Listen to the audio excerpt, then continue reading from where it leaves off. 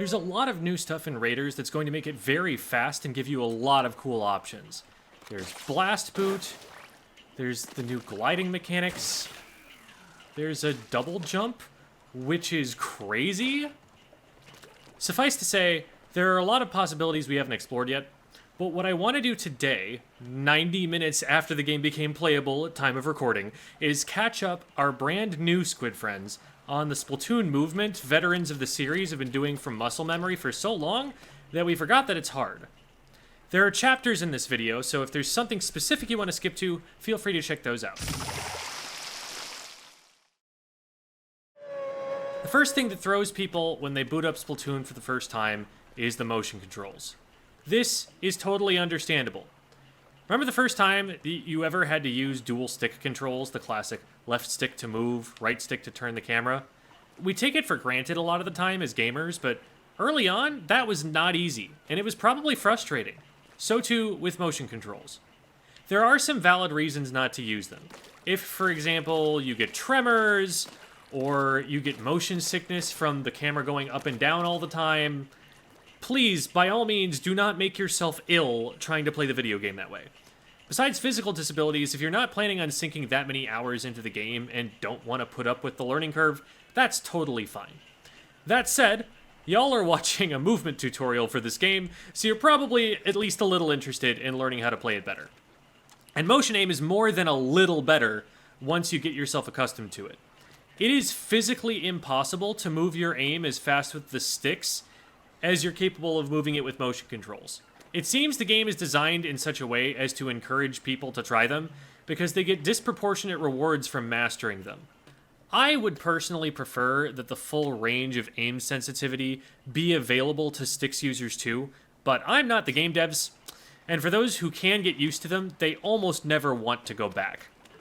For those who are planning on staying with sticks, one technique I can leave with you is the use of the camera reset. Resetting the camera works like Z-targeting in an old 3D Zelda game, where it sets the camera behind the character. Well, you control what direction happens to be behind that character. If you turn yourself toward an enemy you want to shoot, and then press Y, voila, now you're aiming at them. This is going to be a faster way and a more precise way to snap to the side or behind you sometimes. For those of you braving motion for the first time, here are the important points to keep in mind. The first skill you need to develop is keeping your aim at eye level. If you aim too high or too low, your shots will not go as far, and of course you risk missing targets. Even if you don't miss them, even if you arc them up into the air, it will do less damage for having done so, especially the higher up you go. This is what the main damage is, but if I do fall-off shots like this, you can see I'm getting less. It's not like real life where aiming at 45 degrees up is going to give you the most range. Straight ahead is what you want for this video game. You also get a better field of view from keeping your aim at eye level. So on top of all of the mechanics of firing the weapon, you also can just see better and have a better plan for what's coming down the road. It's very much like driving. The more you can see ahead, the more you can predict what's about to happen, the safer you're going to be. This guy right here is almost right on top of me before I can see him if I'm aiming too high or too low. But if I keep my aim at eye level, I can go so far away that I fall off the stage and still see it. So camera control is as much a part of movement as anything else. You know how sometimes when you move a mouse to the edge of the screen and keep moving it, then when you move the mouse back to the middle, the cursor isn't centered anymore? The same thing can happen with your Splatoon reticle. If you end up over-rotating it past the built-in limits for how far you can look, you'll want to reset it with the Y button, because this is now my default position. This is my comfortable neutral position after I've looked down for so long. If I press the Y button, now it's back here. If you want to make small adjustments to where your neutral position is, you can see, for me, this is a little high, and this might actually miss small fries. What you want to do is a little counterintuitive. You aim a little bit in the direction that it's going too far. So right now it's a little bit higher than I want it to be. I'm going to aim up a little bit and then press the Y button again. And now you can see my neutral position has dropped to lower when I have my hands in that comfortable place. And this will definitely hit a small fry. The fastest movement available to you in Splatoon, outside of something on a cooldown, is going to be swimming. It's not walking, it's not falling, it's not jumping, swimming. Even squid rolls are only about as fast as walking while you're doing them. This is not like one of those old Legend of Zelda games we were talking about where you roll around everywhere if you want to go fast. In order to swim, though, you obviously need ink on the ground. So keeping your feet painted is a critical security measure to give yourself a way out of dangerous situations. Not to mention that it's also your reload mechanic and the way you heal, and a way to prevent enemy ink from slowing you down and damaging you over time. To go fast, we need to find a healthy middle ground between spending all of this time in painting everywhere and only ever trying to swim and running out of ink to swim in.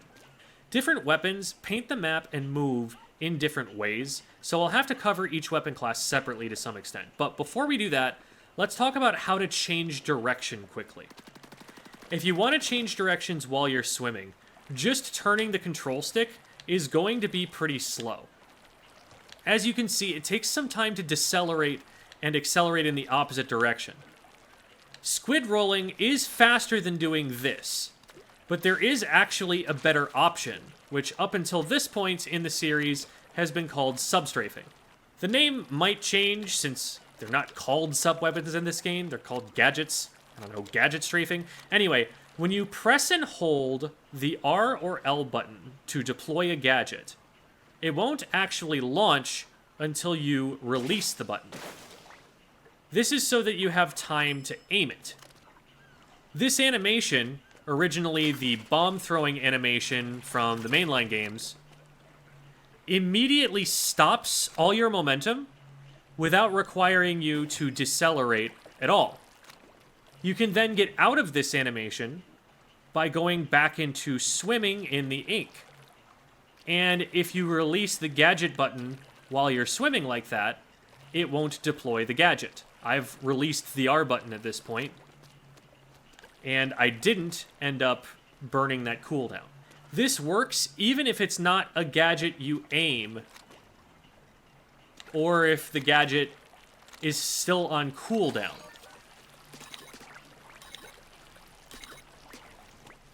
While I haven't, of course, been able to unlock every gadget in this amount of time, I do think the pattern will hold. Ever since Splatoon 2, when they patched ink mines to be able to use this strafing technique, the devs have sort of tacitly acknowledged it as an intended, or at least tolerated movement mechanic. Compared to substrafing, squid rolls are only going to be faster if you need to both change directions and jump at the same time.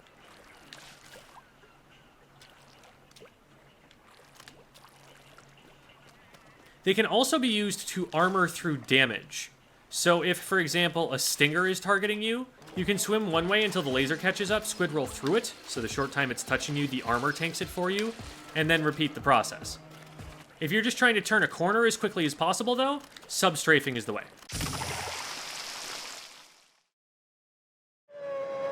I tried playing a good amount of the game to be able to unlock more weapon classes, but I'm getting them slowly enough that it's not feasible to show them all off in Raiders for this day one video. However, what I can do is show them off in Splatoon 3, which has exactly the same movement and weapon mechanics. So if you see me swapping over to that game, don't worry, everything I talk about there will carry over. We'll start with shooters, the first class you get in the game, and a very popular one. The fast fire rate of shooters gives them very good maneuverability if you can get the hang of motion controls to take advantage of it. The fastest way to get from one point to the other in the long term is to shoot exactly as few shots as you possibly can to form a continuous line of ink, and then swim through it without spending any more time firing.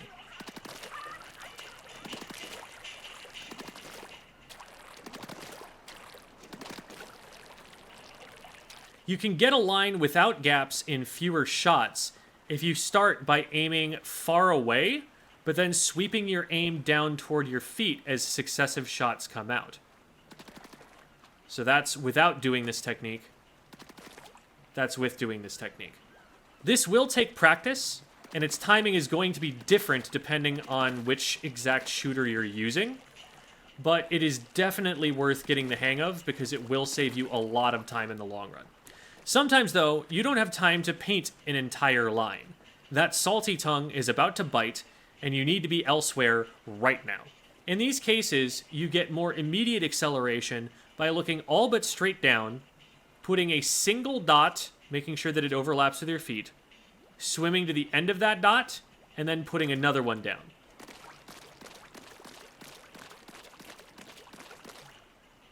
Do this until you've gotten far enough away to paint yourself a longer line or start dealing damage again, or whatever else you want to do. This one dot at a time method, often called splat dashing, is not faster than just painting a single solid line and swimming through it. So save your hands and don't try to go through the whole map like this. But it can be good for bridging a gap between a couple of lines of ink, or for, like we mentioned, getting you out of danger quickly. There are a few other painting techniques, depending on the shooter, that you might want to use prior to combat to set the map up for yourself. But the ones we've discussed are the most important ones for movement specifically, and let's face it, most of the ink is going to be the Salmonid's color pretty soon anyway.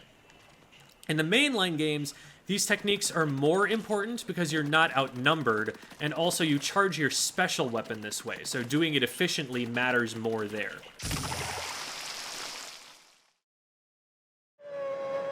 Rollers are another fan favorite, and the best way to use these often isn't intuitive. You have 3 ways to do damage and ink with rollers: horizontal flicks, vertical flicks, and rolling. Rolling is what a lot of people default to early on, and it's great for not having to worry about painting your feet and getting out of a bad situation. But the better you get with rollers, the more you start to use the flicks, both for combat and for movement. Horizontal flicks are the grounded version, and vertical flicks only activate if you're jumping or gliding.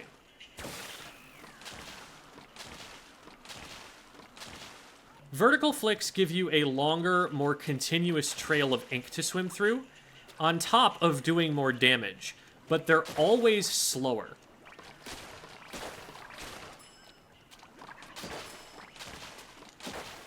Usually these are your go-to long-term movement options. That technically is still true for the Dynamo Roller, but you can see, given how slow this is, that it might be prohibitive sometimes, especially in a game where you're being rushed by Salmonids. So it's definitely also acceptable to go for the horizontal flick. It doesn't always paint right up to your feet, so sometimes you might want to horizontal and then roll a little bit until you get into that ink. You can see it does put down a lot in front of you, especially in a wide area. So you are getting a lot of paint down for yourself that way. It's just not quite the fastest point A to point B movement that you could possibly get if that's all you're worried about. Every roller is actually capable of using its horizontal flick while jumping. And this is very useful, especially with the Dynamo, so that you can be moving instead of standing still while you flick.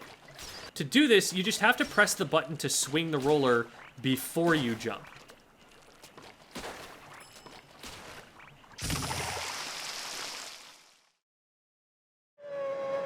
A lot of the classes aren't going to have too much that's special about them, and I'm going to skim across a lot of them at once. Blasters, Sloshers, and Brellas will all fire pretty uniform ink patterns in front that are swimmable. There aren't special techniques except for jumping between shots, so you're spending those frames where you're locked in a slow firing animation moving instead of standing still. As far as how to use them in combat, they all have their nuances, but that's outside of the scope of the video. Splatanas also have a dash that activates if they charge their attack and then hold forward on the control stick when they release it. You can dash in the direction you're moving, but flick your aim to send the attack at the end of the charge in a different direction.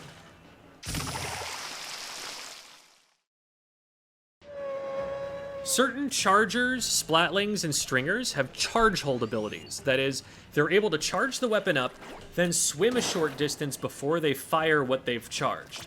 I haven't unlocked any in Raiders yet, but assuming it works the same as in the mainline games, if you keep the ZR button held down while you swim, you'll see your character glowing under the ink while the charge is still usable. This is never something you can carry for very long, and in Raiders, you're not going to have the luxury of taking your time, so just use it to reposition in situations where taking the shot where you're standing right now wouldn't be safe. Otherwise, chargers have very easy swimmable lines they paint, and splatlings paint very much like shooters. Specifically, the tri-stringer in the stringer class has a painting pattern that's pretty reliable that looks like this in horizontal mode, and it might leave fewer gaps than the verticals that way.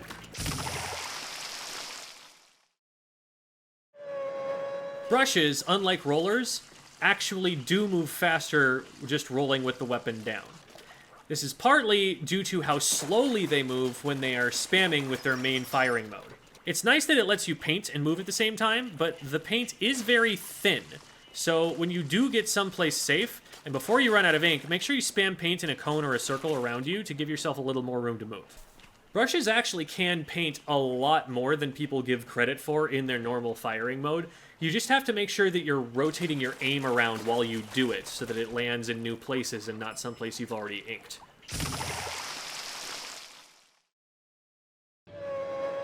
Dualies paint mostly like shooters, except they have two reticles, and shots will go back and forth between the two reticles. This makes them a lot slower at painting a solid line in front of themselves, because you're only hitting the same spot half the time. What they do have, though, is the dodge roll. The dodge can be used to move you through enemy ink faster than you can painfully wade through it, which can get you out of a tough situation if you have the extra ink to spare for a roll. Yes, they do cost ink, even without shooting. This lines the reticles up with each other for improved accuracy, a faster fire rate, and more damage. You can only use a certain number, usually 2, before you'll hit a cooldown on the next roll, so count them carefully and make sure you end your last one in a safe spot. Hopefully you found something there helpful. If you have questions about the game or ideas for topics you'd like me to cover, definitely let me know in the comments. I want to tailor my content to the things people actually want to know about the game, so provided I've played the game for long enough to actually be able to address your questions, I absolutely will grab those and make videos out of them. Thanks for watching. Check my links in the description and like and subscribe for more.